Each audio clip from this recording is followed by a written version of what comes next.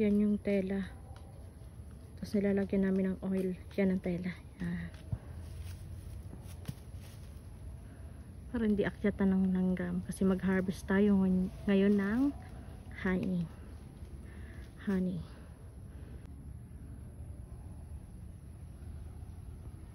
Wow. Pollen. At may propolis. Wow.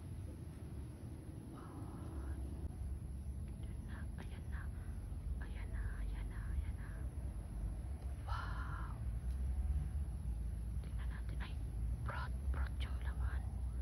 Broad yung laman nila. Ayan, broad din ang laman. Ang dami. Ang lalaki ng broad nila. Grabe. At yan, tatanggalin pa yung pang ilang baon na ba yan? Pang 3 baon na ata yan. Tatanggalin. Wow, ang ganda ng brood oh. Tingnan ko nga daw. Ang broad, takulaon. Wait lang, marami ako. Di ganun pa karon. Ayan, may nakita kaming quinzel. Ayan yung quinzel kinuha niya. Yan. Quinzel. Nilagay niya sa bao. Yan. Yan na yung quinzel niyan. Nilagay sa bao. Yung itsura ng quinzel, malaki. Yan. Pag dalawin o tatluhin yung isang ordinary brood. Yung brood pala itlog. Yan mismo. Yan.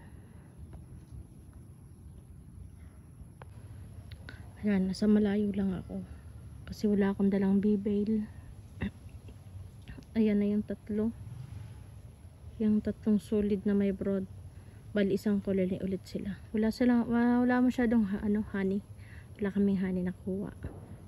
Kaya in-split na lang. Super ang dami ng brood niya talaga.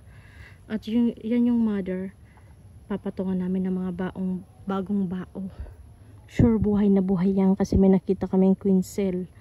Ilagay namin. At yung queen nandito yung queen. Nakita din ng asawa ko yung queen. Kaya sure na buhay yan.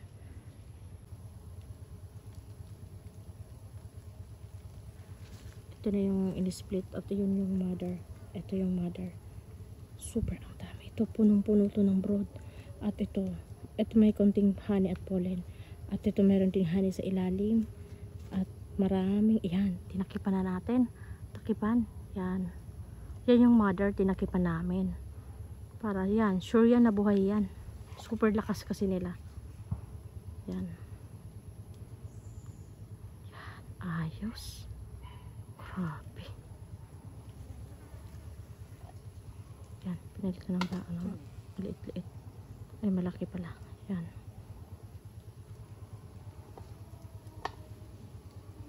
Yan. Pwede natin tapean para sure na hindi tapean ng color white na tape. Ewan ko anong tawag doon. Pwede natin tapean. Pwede natin para hindi siya mahulog. Para secure. Ang bagong. Tapos lalagyan natin ng bubong. Kasi kapag bagong split, di pwedeng rain or shine na kaagad. Di pwedeng rain or shine kapag bagong split. At ito yung tela na may oil. Kapag nilagyan po niyan, hindi po siya aakyatin ng langgam.